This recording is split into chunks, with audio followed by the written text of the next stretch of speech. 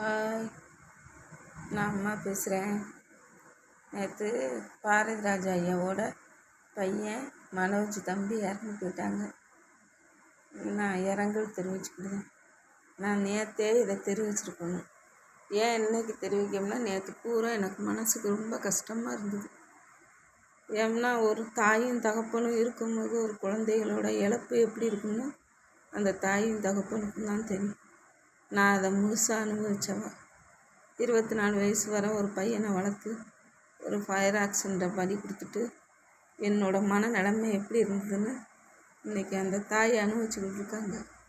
அதனால் எனக்கு நேற்று பூரா ஒரே அழுகையாக தான் என் பையனை நினச்சி அந்த தம்பியை நினச்சி எனக்கு ஒரே அழுகையாக தான் நேற்று பூரா இருந்துச்சு. அதனால தான் நான் நேற்று அதை தெரிவிக்கலை. அந்த தாயோட நிலைமை என்னன்னு எனக்கு நல்லா தெரியும். ஏன்னா நான் அதை முழுசாக அனுபவிச்சுக்கிட்டு இருக்கேன். என் பிள்ளை என்ன உயிரையே விடுவான். இன்னைக்கு எனக்கு ஒன்றுனா என் பிள்ளை உயிரோடு இருந்திருக்க மாட்டான்.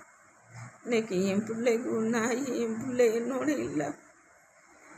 என் 2 குழந்தைகளுக்காக என் உயிரை விடவும் முடியாமல் வாழவும் முடியாமல் நான் படுத அவஸ்தை இன்னைக்கு அந்த தாய்க்கு வந்துடும்.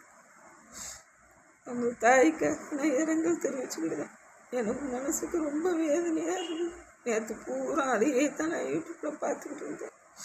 அந்த தாய் எவ்வளோ கஷ்டப்பட்டிருப்பாங்க, எவ்வளோ வேதனைப்பட்டிருப்பாங்கன்னு எனக்கு முழுசாக தெரியும். அதனால என்னோட இரங்கலை நான் தெரிவிச்சேன். என்னோட ஆழ்ந்த இரங்கல் அந்த ஐயாவுக்கும் அந்த அம்மாவுக்கும் நான் தெரிவிச்சேன். ஒரு குழந்தைய இழந்துட்டு வாழ்ந்த வாழ்க்கைலாம் நரகமான வாழ்க்கை.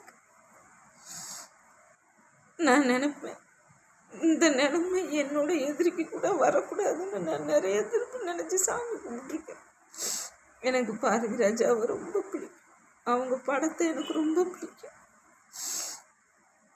அந்த ஐயாவுக்கு இன்னைக்கு அதே நிலைமை வந்துருக்கு.